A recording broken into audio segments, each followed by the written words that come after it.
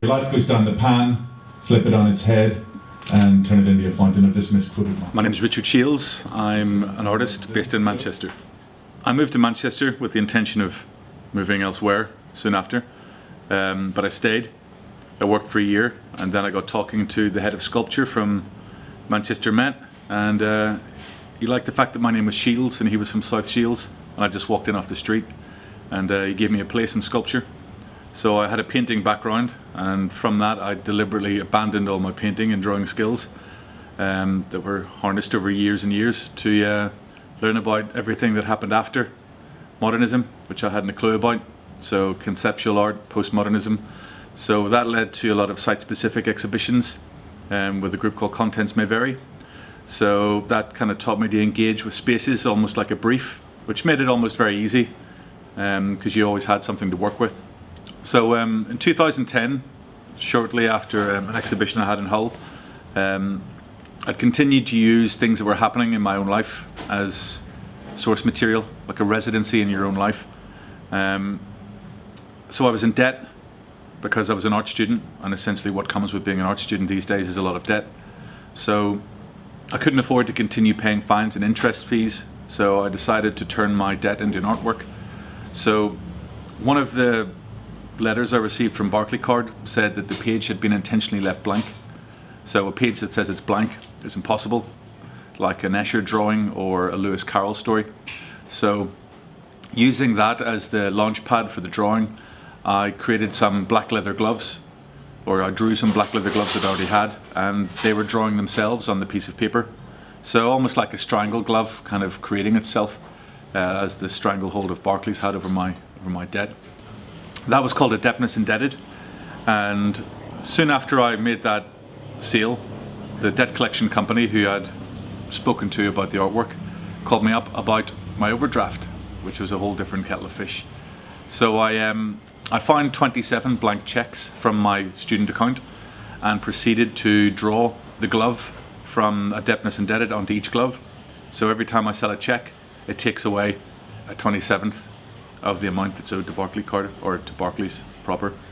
So that glove is essentially my way out of here. Hull was a very interesting endeavour in 2010 with my collective Contents May Vary. I showed the pizza boxes there, Take Away Walter Benjamin, and it was quite difficult to find that pizza box.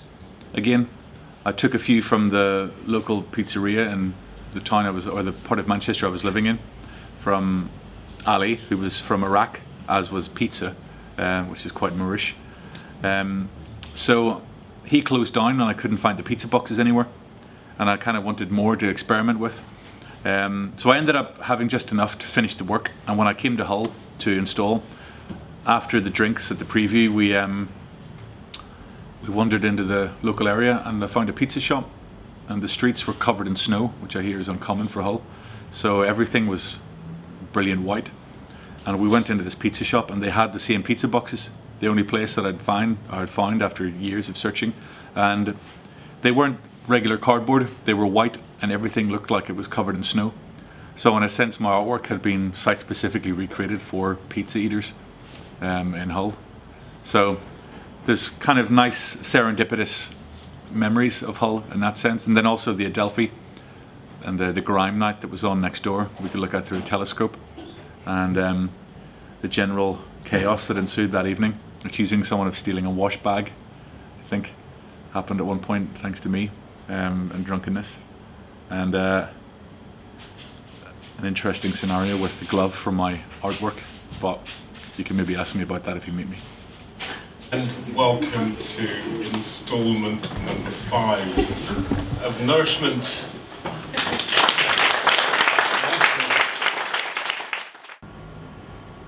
And we just need to see black for the eyes, Barney.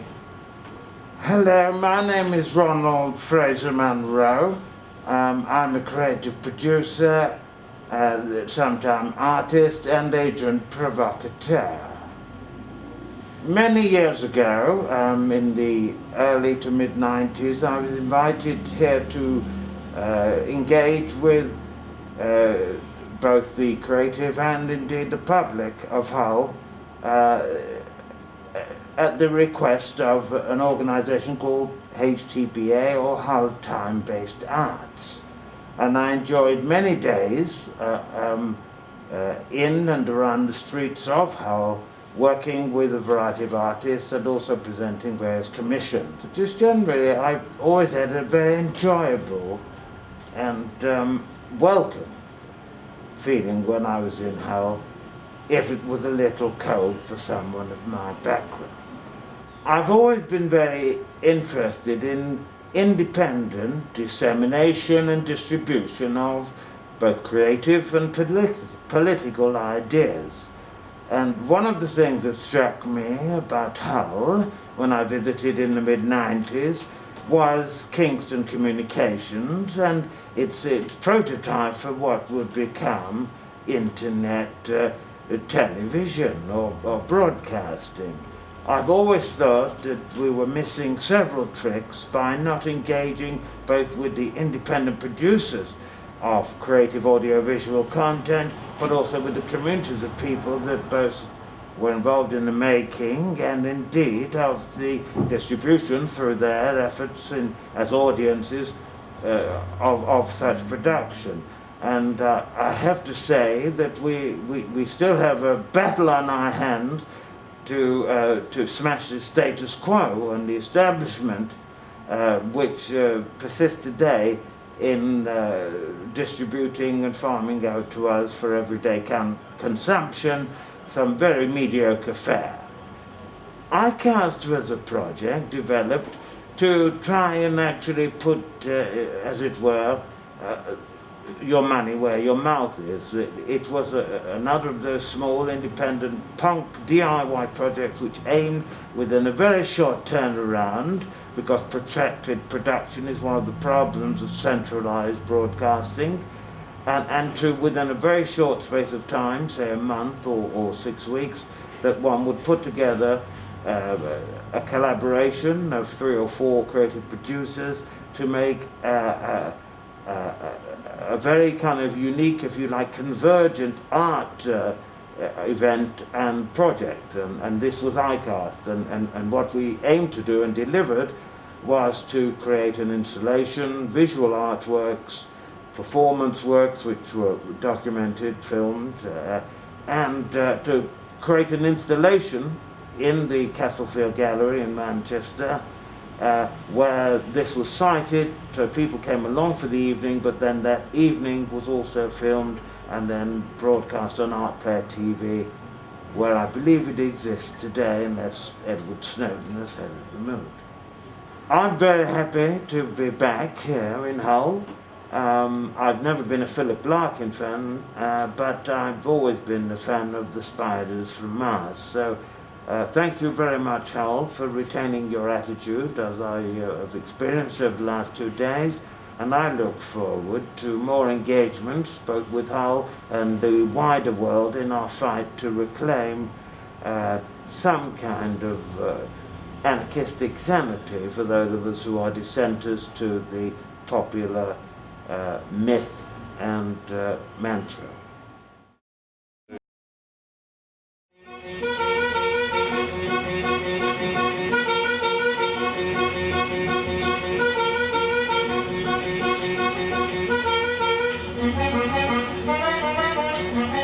I'm Dominique.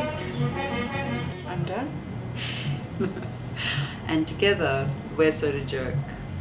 We've been working together for about 13 years. All our work takes the form of either video or video installation or live video essays or lecture performances. I think it sits somewhere at the intersection of documentary, experimental film and speculative fiction. I think essentially we're really interested in kind of the moving image archive, quite often the vast repository of cinema itself, and how you might use that sort of archive of moving images and sort of reformulate those samples to create new narratives. our earliest influences were sort of, I think I want to say like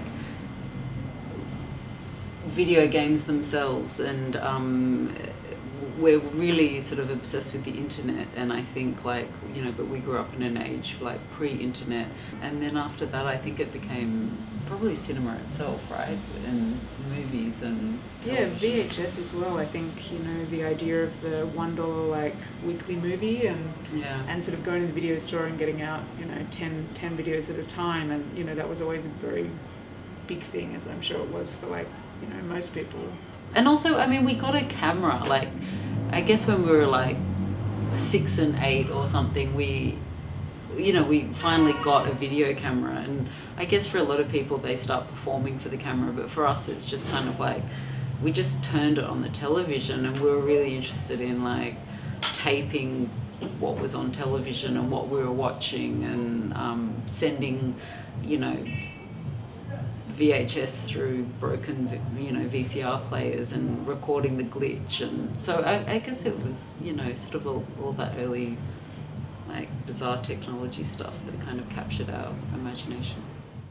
When we were first beginning our practice in sort of around 2002, we were very much part of the Sydney hip hop community and the experimental music scene. And so sort of there was people like The Herd and around the sort of hip hop music label like Elephant Tracks, and a lot of people doing really interesting things with sampling, and I think that had a really big impact on just deciding to do that stuff with video. It just seemed really natural, or to kind of apply those techniques, and obviously having a sort of more longer term interest in those kind of sample based music forms and turntablism, but really I think it was being embedded in that sort of community of people that made us very interested in those kind of strategies to apply them to the moving image.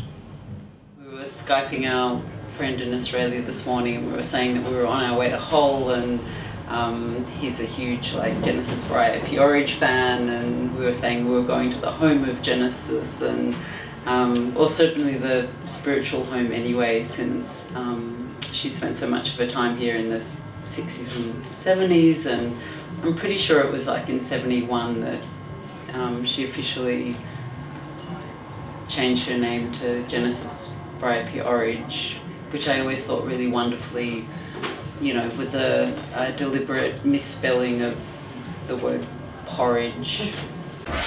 No, it's me. No, I didn't wear it. Thank you. Yeah. They've got it on good. Don't pun it. I recommend you have the one you prefer. I know.